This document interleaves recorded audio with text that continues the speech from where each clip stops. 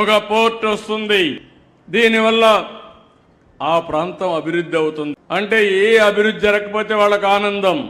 పదే పదే విజనరీని విజువలైజేషన్ చేసి చెప్తా అని చెప్పే చంద్రబాబు నాయుడు గారికి చిన్న లాజికల్ ప్రశ్న.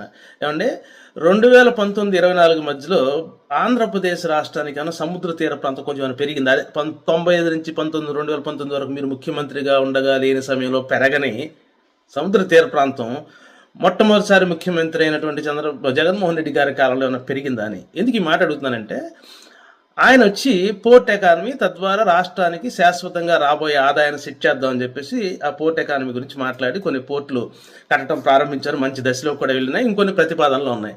2019 ముందు ఏనాడు మీరు పోర్టుల గురించి మాట్లాడలేదు. సింగపూర్ పదే ఇల్లు వచ్చిన తర్వాత కూడా ఎప్పుడు మాట్లాడలా.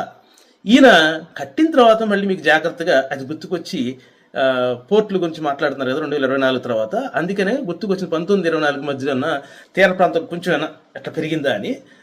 పెరగకపోతే సర్లేండి, ఓకే, ఏం పర్లేదు. మరి మన మంత్రులు సింగపూర్ వెళ్ళారు కదా, ఆ సింగపూర్ వాళ్ళు మన మంత్రులు ఏమైనా అడిగారని ఒక విషయంలో, అదే మీ ముఖ్యమంత్రి ఇక్కడికి 95 నుంచి ఇక్కడికి ఒక 20 సార్లు వచ్చి ఉంటారు కదా, ఎన్నెన్నో చర్చలు జరిగినాయి కదా, ఏనాడు పోర్టు గురించి మాట్లాడని మీ ముఖ్యమంత్రి ఏంటి 2024 తర్వాత పోర్ట్ ఎకానమీ లాజిస్టిక్స్ అంటున్నారు? ఏది జీవితంలో మొట్టమొదటిసారి ముఖ్యమంత్రి అని జగన్మోహన్ రెడ్డి గారిని చూసాను నేర్చుకున్నారా అని ఏమైనా అడిగారా? ఒకసారి జస్ట్ ఆస్కింగ్.